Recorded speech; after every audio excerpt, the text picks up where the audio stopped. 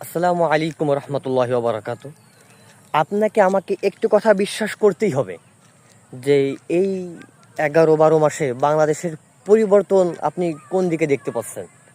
তো আমি বিশেষভাবে একটি দিক খুবই গভীরভাবে লক্ষ্য করলাম যে এই দিকটা খুবই ভালোভাবে পরিবর্তনের আবহাওয়া পাওয়া যাচ্ছে। সেটা হলো যে আপনারা জানেন যে গতকালকে বাংলাদেশ বনাম সিঙ্গাপুরের যে ম্যাচটি হলো, যে স্টেডিয়াম হয়েছে সেই স্টেডিয়ামটা আসলে 5ই আগস্টের পূর্বে কেমন ছিল এবং পরবর্তীতে সেটাকে কেমনভাবে সংস্কার করা হয়েছে এবং বাংলাদেশ ফুটবল টিমকে কিভাবে আস্তে আস্তে আস্তে আস্তে সংস্কার করা হচ্ছে, তাদের খেলার ধরন দেখে বাংলাদেশের মানুষের প্রাণের একটি আবেগ ফুটবলের প্রতি এটা বহিঃপ্রকাশ হচ্ছে যে আসলে বাংলাদেশের মানুষ সেই ফুটবল ফ্যান থেকে জোর করে তাদেরকে ক্রিকেটের ফ্যান হিসেবে রূপান্তরিত করা হয়েছিল।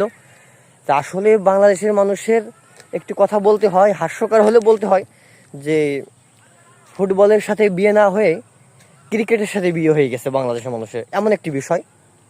তো এই দেশের সংস্কার প্রকৃতি যদি সাধারণভাবে যেভাবে হচ্ছিল, যে ফুটবল ক্রীড়া উপদেষ্টা আসিফ মাহমুদ সে তার অল্প বয়সের অভিজ্ঞতা যতটুকু করছে, তো মাশাল্লাহ বেশ খানিকই করছে।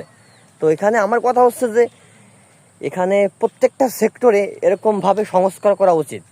তো এখানে বিশেষ একটি মুহূর্তর কথা আমি বলতে চাই। বিশেষ মুহূর্তটি হচ্ছে যে বাংলাদেশের সংস্কৃতি, বাংলাদেশের মানুষের, মুসলমান ধর্মপ্রাণ মুসলমান মানুষের একটা চাহিদা, আকাঙ্ক্ষা, তামান্না, সেটা হচ্ছে যে এই ফুটবল অথবা ক্রিকেট যে কোনো বিনোদন কেন্দ্রিক যে কোনো অনুষ্ঠানে আমাদেরকে ইসলাম যতটুকু সমর্থন করে এবং যেটা সমাজের মাধ্যমে মানুষ ভালো মনে করে, যে সমাজের মানুষ যেটাকে একটু পজিটিভলি দেখে, সেটা আমাদের করা উচিত এবং নগ্নতা ও অশ্লীলতা বেশি না করাই আমাদের জন্য সেও হবে।